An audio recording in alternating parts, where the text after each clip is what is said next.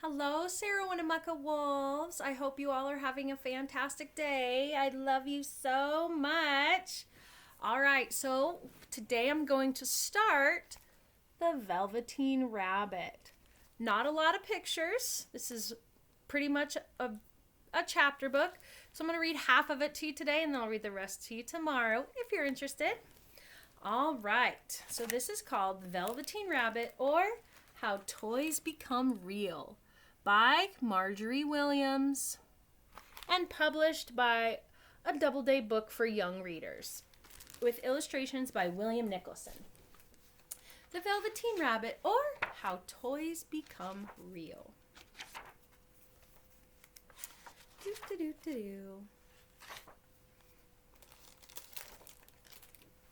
And there. Okay. There was once a velveteen rabbit, and in the beginning he was really splendid. He was fat and bunchy, as a rabbit should be. His coat was spotted brown and white. He had real thread whiskers, and his ears were lined with pink sateen. On Christmas morning, when he sat wedged in top of the boy's stocking with a sprig of holly between his paws, the effect was quite charming. There's that picture. See him there in his stocking. Oh, he looks so cute. There were other things in the stocking, nuts and oranges, a toy engine, chocolate almonds, a clockwork mouse, but the rabbit was quite the best of all. For at least 2 hours the boy loved him. And then aunts and uncles came to dinner, and there was a great rustling of tissue paper and unwrapping of parcels. Parcel is a package or presents. And in the excitement of looking at all the new presents, the Velveteen Rabbit was forgotten. For a long time in the toy cupboard or on the nursery floor, and no one thought very much about him. He was naturally shy, and being only made of velveteen, some of the more expensive toys quite snubbed him. The mechanical toys were very superior and looked down upon everyone else. They were full of modern ideas and pretended they were real. The model boat, who had lived through 2 seasons and lost most of his paint, caught the tone from them and never missed an opportunity of referring to his rigging and technical terms. The rabbit could not claim to be a model of anything, for he didn't know that rabbits were real and existed. He thought they were all stuffed with sawdust like himself, and he understood that sawdust was quite out of date and should never be mentioned in modern circles. Even Timothy, the jointed wooden lion who was made by the disabled soldiers, should have had broader views, but he put on airs and pretended he was connected with the government. Between them, all the poor little rabbit was made to feel himself very insignificant and commonplace, and the only person who was kind to him at all was the skin horse. The skin horse had lived longer in the nursery than any of the others.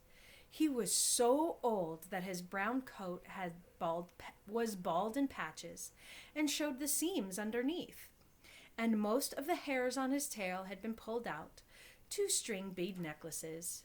He was wise, for he had seen a long succession of mechanical toys arrive and boast and swagger, and by break their springs and pass away, and he knew that they were only toys and would never turn into anything else.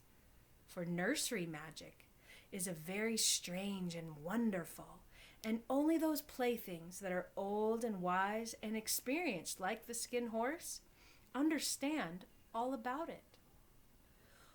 "What is real?" asked the rabbit one day when they were lying side by side near the nursery fender, before Nana came in to tidy the room. "Does it mean having things that buzz inside you and a stick-out handle?" "Real isn't how you are made," said the skin horse. "It's a thing that happens to you. When a child loves you for a long, long time, not just to play with, but really loves you, then you become real." "Does it hurt?" asked the rabbit.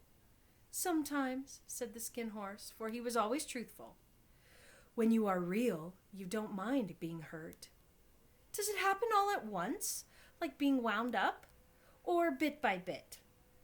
"It doesn't happen all at once," said the skin horse. "You become. It takes a long time. That's why it doesn't often happen to people who break easily or have sharp edges, or who have to be carefully kept.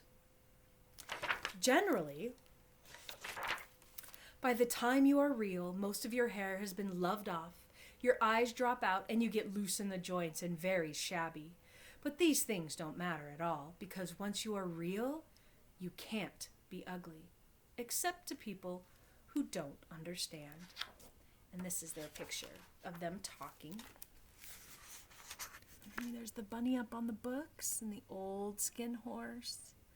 Look at his tail, all the threads are gone from the beading, making beaded necklaces. Oh, look at that. All his fur rubbed off because he's loved. I suppose you are real, said the rabbit. And then he wished he had not said it, for he thought the skin horse might be sensitive, but the skin horse only smiled. The boy's uncle made me real, he said. That was a great many years ago, but once you are real, you can't become unreal again. It lasts for always. The rabbit sighed. He thought it would be a long time before this magic called real happened to him.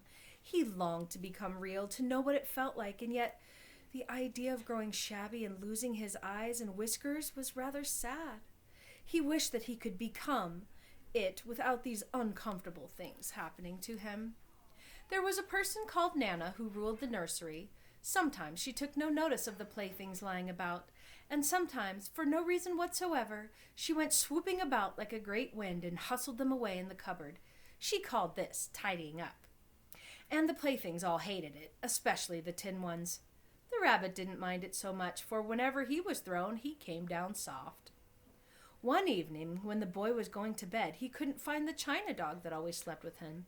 Nana was in a hurry, and it was too much trouble to hunt for china dogs at bedtime, so she simply looked about her, and seeing the toy cupboard open, she made a swoop. "Here," she said, "take your old bunny. He'll do to sleep with you." And she dragged the rabbit out by one ear and put him in the boy's arms. That night, and for many nights after, the Velveteen rabbit slept in the boy's bed. At first, he found it rather uncomfortable, for the boy hugged him very tight, and sometimes he rolled over on him, and sometimes he pushed him so far under the pillow that the rabbit could scarcely breathe. And he missed, too, those long moonlight hours in the nursery when all the house was silent, and his talks with the skin horse. But very soon he grew to like it, for the boy used to talk to him and made him nice tunnels for him under his bedclothes that he said were like the burrows that real rabbits lived in. And they had splendid games together in whispers when Nana had gone away to her supper and left the nightlight burning at the mantelpiece. And when the boy dropped off to sleep, the rabbit would snuggle down close under his little warm chin and dream, with the boy's hands clasped close around him all night long. And so time went on, and the little rabbit was very happy. So happy that he never noticed how his beautiful velveteen fur was getting shabbier and shabbier. And his tail had come unsewn, and all the pink had rubbed off his little nose where the boy had been kissing him, or the boy had kissed him. Spring came, and they had long days in the garden, for wherever the boy went, the rabbit went too. Springtime. Here's the rabbit. There we go. Look at, he's getting shabbier because he's getting so loved on. Hee hee hee. For wherever the boy went, the rabbit went too. He had rides in the wheelbarrow, picnics on the grass, lovely fairy huts built for him under the raspberry canes. Whoop, lost my place. Oh, behind the flower border.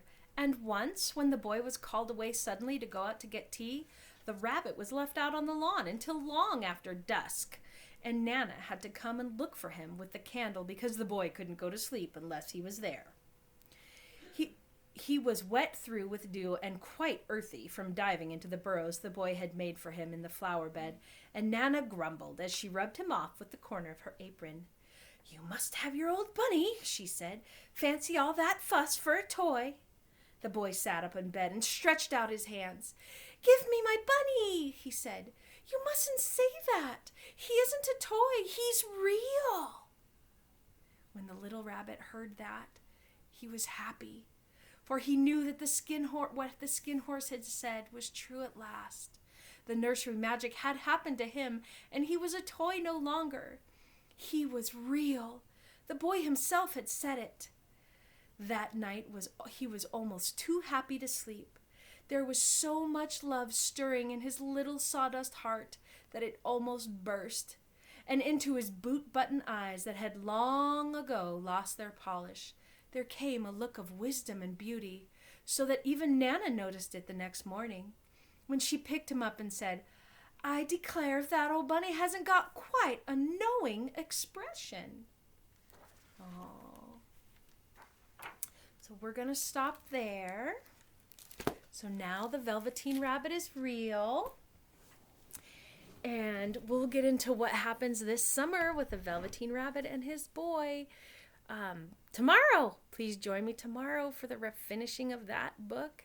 And I hope you guys have a good day. Love you. Bye.